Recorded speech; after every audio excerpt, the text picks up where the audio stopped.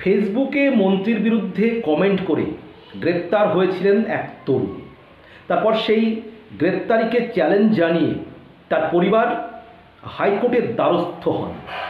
হাইকোর্টের সামনে বিষয়টি নজরে আসলে হাইকোর্ট নির্দেশ দেয় যে নিঃশর্তভাবে এই তরুণকে মুক্তি দিতে হবে এবং বিকেল 5টার মধ্যে। সেই মতো এই তরুণ বিকেল 5টার মধ্যে নিঃশর্ত মুক্তি পেয়েছেন।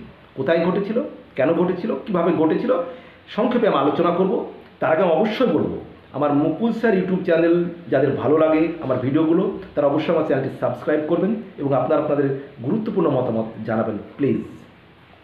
24শে জুন মাননীয় মুখ্যমন্ত্রী নবান্নের সভাগৃহে প্রশাসনিক বৈঠক করছেন। সেখানে প্রশাসনের কর্তা ব্যক্তিরা আছেন, পুরো কর্তৃপক্ষ আছেন, সেখানে জনপ্রতিনিধিরা আছেন। সেই যে তিনি বক্তব্য রাখছেন নবান্নের সভাগৃহে 24শে জুন, সমস্ত মিডিয়া, টিভি, সোশ্যাল মিডিয়া সেই বক্তব্য সম্প্রচারিত হচ্ছে। সেই সময় ফেসবুকে এক তরুণ, সেই তরুণের নাম হচ্ছে এরশাদ সুলতান ওরফে শাহিন সুলতান। এই শাহিন সুলতান মন্তব্য করেন যে মন্ত্রী অরূপ রায় তিনি নিজেই জলাভূমি বা জলা জমি ভরাট করেছেন, 12 কাঠা একটি পুকুর তিনি ভরাট করেছেন, এই অভিযোগ করে তিনি একটি ফেসবুকে কমেন্ট করেন। এই কমেন্ট করার পর হাওড়ার একজন তৃণমূল নেতা সুশোভন চট্টোপাধ্যায় শিবপুর থানায় শাহিন সুলতানের নামে অভিযোগ করেন। অভিযোগ করার পর 30শে জুন পুলিশ শাহিন সুলতানকে গ্রেপ্তার করে। এই গ্রেপ্তারির বিরুদ্ধে শাহিন সুলতানের পরিবার চ্যালেঞ্জ জানিয়ে হাইকোর্টের দ্বারস্থ হন। হাইকোর্টের সামনে যখন বিষয়টি আসে বিচারপতি অমৃতা সিনহার নজরে, তখন এই গ্রেপ্তার করার জন্য পুলিশকে তীব্র ভৎসনা করেন যে গণ্ডগোল দুজনের মধ্যে, দুই পক্ষের মধ্যে, কিন্তু তৃতীয় কোনো ব্যক্তি অভিযোগ করলে আপনারা গ্রেপ্তার করে নিলেন। আর এই যে এত সক্রিয়তা দেখিয়েছেন ফেসবুকে একজন একটি মন্তব্য করার জন্য, একটি মতামত দেওয়ার জন্য, একটি অভিযোগ করার জন্য, আপনারা কি সব ক্ষেত্রে এরকম সক্রিয়তা দেখান? আপনারা কি আর অন্যান্য ক্ষেত্রে, অন্যান্য ঘটনার ক্ষেত্রে কি এতটা সক্রিয় হন আপনারা? সেই প্রশ্ন কিন্তু বিচারপতি অমৃতা সিনহা মহাশয়া পুলিশকে করেন। আর গণ্ডগোল তো দুপক্ষের মধ্যে, সেখানে তৃতীয় একটি ব্যক্তি অভিযোগ করলে আপনারা গ্রেপ্তার করে দিলেন। তারপরে বিচারপতি অমৃতা সিনহা মহাশয়া নির্দেশ দেন যে আজকে বিকেল 5টার মধ্যে এই তরুণকে নিঃশর্ত মুক্তি দিতে হবে এবং সেই মতো বিকেল 5টার মধ্যেই এই তরুণ অর্থাৎ শাহিন সুলতান নিঃশর্ত মুক্তি পেয়েছেন।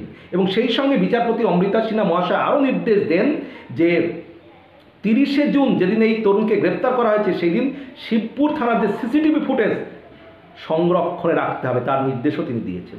আসলে প্রশ্ন হলো যে কেউ যদি শালীনতা বজায় রেখে কোনো মন্তব্য করেন, মতামত দেন বা অভিযোগ করেন, সেটাও তো পুলিশের তদন্ত করে দেখার বিষয়। যদি তদন্ত করতেই হয় অবশ্যই মন্তব্যে, ফেসবুকে মন্তব্যে, ইউটিউবের মন্তব্যে শালীনতা রাখতেই হবে। সেই শালীনতা বজায় রেখে যদি কেউ কারো মন্তব্য করে, কেউ যদি কোনো অভিযোগ করে, পুলিশকে সেটাও তো তদন্ত করে দেখতে হবে যে তার অভিযোগের কতটুকু সত্যতা। আসলে পুলিশ কিছু ক্ষেত্রে সক্রিয়, কিছু ক্ষেত্রে নিষ্ক্রিয়। যে অভিযোগটা বারবার আসছে সেটা বিচারপতিদের সামনে যখনই যাবে, বিচারপতিরা তো কখনোই বিষয়টি দেখবে নিরপেক্ষতার দৃষ্টিভঙ্গি থেকে, যে পুলিশ কোন ক্ষেত্রে বেশি সক্রিয় হচ্ছে, কোন ক্ষেত্রে বেশি নিষ্ক্রিয় হয়ে যাচ্ছে, সেটা কিন্তু নিরপেক্ষ দৃষ্টিভঙ্গি থেকে তারা দেখবেন। তারা তো কোনো প্রেশারে কাজ করবে না, তারা তো কোনো প্রভাবে কাজ করবে না। কিন্তু পুলিশকে অনেক সময় কারো না কারো প্রভাবে হয়তো নিষ্ক্রিয় হতে হয়, কারো না কারো প্রভাবে কখনো কখনো অতি সক্রিয় হতে হয়। কিন্তু আদালতে গিয়ে শেষ পর্যন্ত মুখ পড়ে, শেষ পর্যন্ত কিন্তু পুলিশকে অনেক কথা শুনতে হয়। এই বিষয় থেকে, এই জায়গা থেকে উত্তরণ ঘটাতে হবে, এই জায়গা থেকে বেরিয়ে আসতে হবে আমাদের, যেন সম্পূর্ণ নিরপেক্ষভাবে প্রশাসন চলতে পারে। সেই জায়গায় প্রশাসনকে আসতে হবে।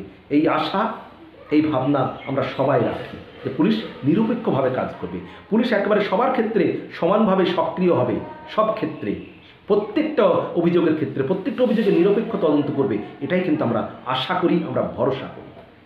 বন্ধুরা, আপনারা আপনাদের গুরুত্বপূর্ণ মতামত জানাবেন। আর ভালো থাকবেন আপনারা সবাই। ধন্যবাদ, শুভকামনা।